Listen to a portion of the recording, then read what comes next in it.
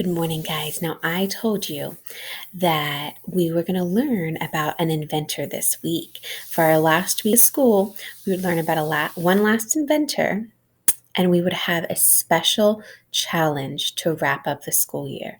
Well, the inventor we're going to learn about is Frank Epperson, and he is the boy who invented the popsicle. And your challenge this week is going to be to invent your own popsicle.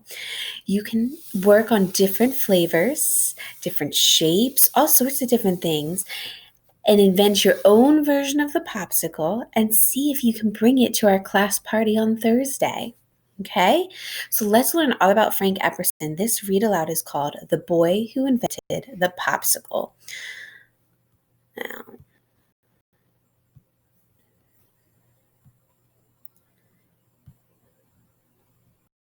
this is him over here, and he's saying, I want to be a great inventor.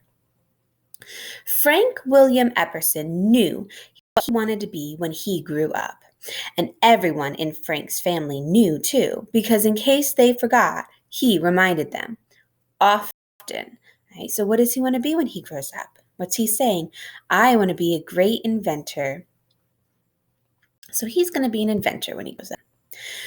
When not busy with his schoolwork or chores, Frank could be found adventuring with his brother Cray, practicing his cornet, which is like a trumpet, learning magic tricks.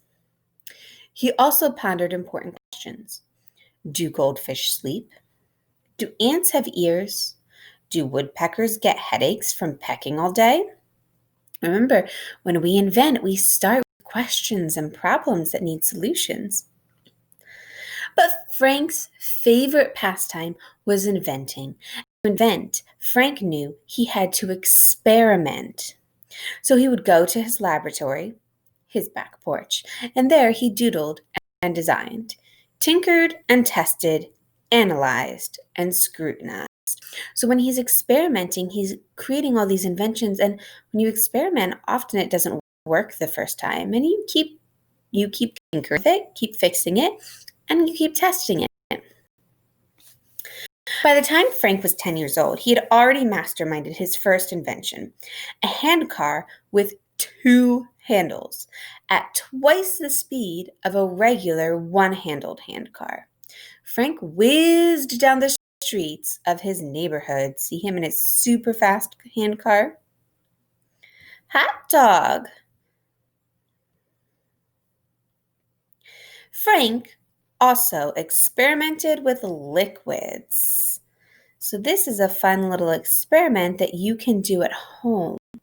You can experiment by mixing different liquids together to see if they mix. For example, ask your mom or your dad to help you experiment by mixing some oil with some water in a glass and see how they turn out. Okay? Some liquids will not mix together. You can see the oil in this glass is sitting right on top of the water. But what Frank loved most was experimenting with flavored soda waters, the kind that hissed and wheezed when he had a glassful to his ear and sent tangy bubbles galloping across his tongue with every gulp.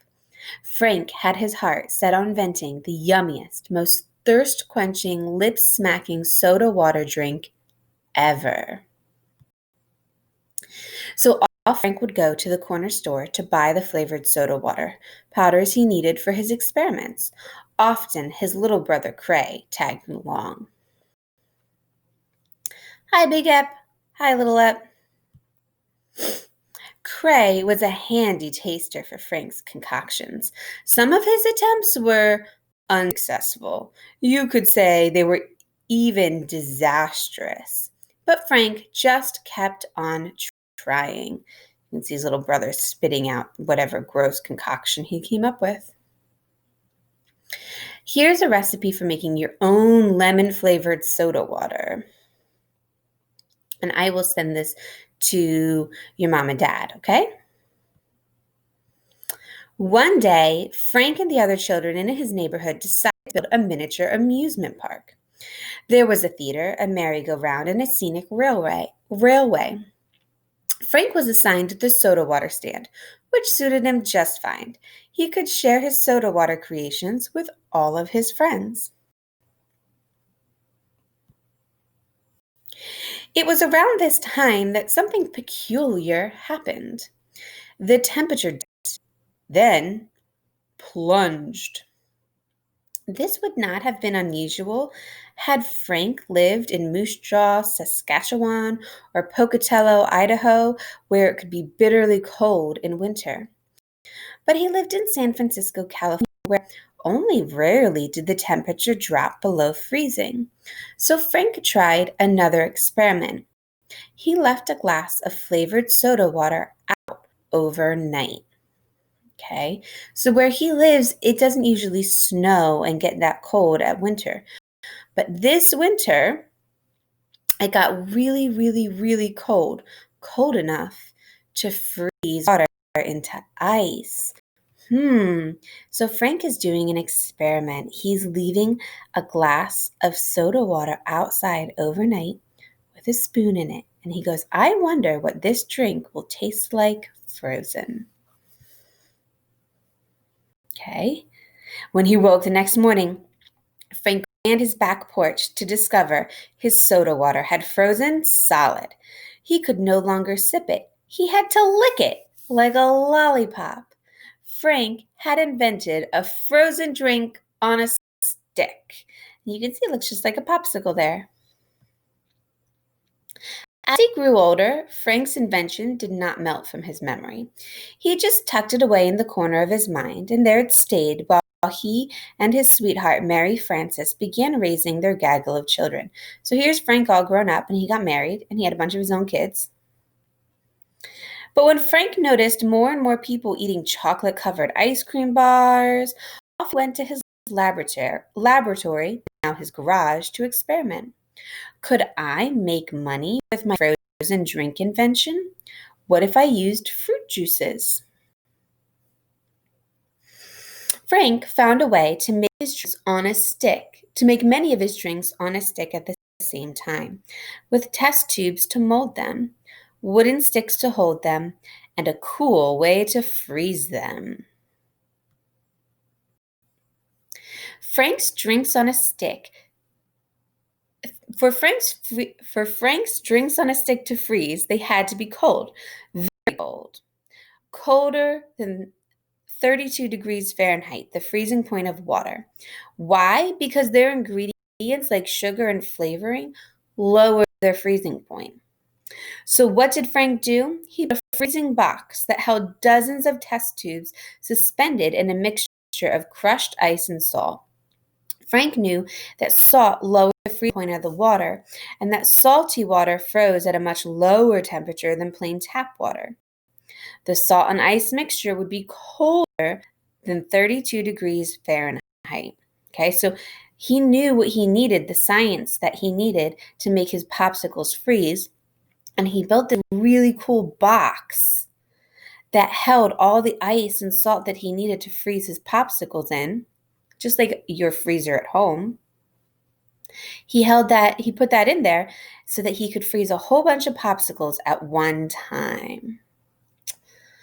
Frank's drinks on a stick also had to freeze quickly. If it goes too slowly, the sugar and flavoring, which were heavier than water, settled at the bottom of the test tubes, leaving just the water at the top. Frank wanted his treats to have the same tasty flavor throughout the whole popsicle. So, the salt and crushed ice mixture surrounding the test tubes was so cold it froze the liquid inside the tubes in minutes. Okay, and here are directions for an experiment to do it yourself as well.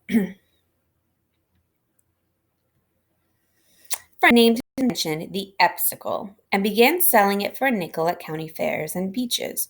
In the evening, his children helped him roll the nickels he had earned.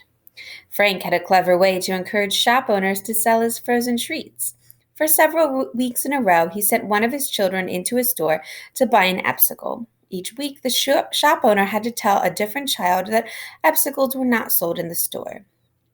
Frank would then visit the store himself and ask the shop owner to stock his treats. Of course, the owner agreed after having had so many requests. Frank's children were always keen to sample their father's confections. And with all of them clamoring for their pop's tasty fabrications, in time, the name of Frank's invention changed to the popsicle. And you can see everybody here enjoying their popsicles.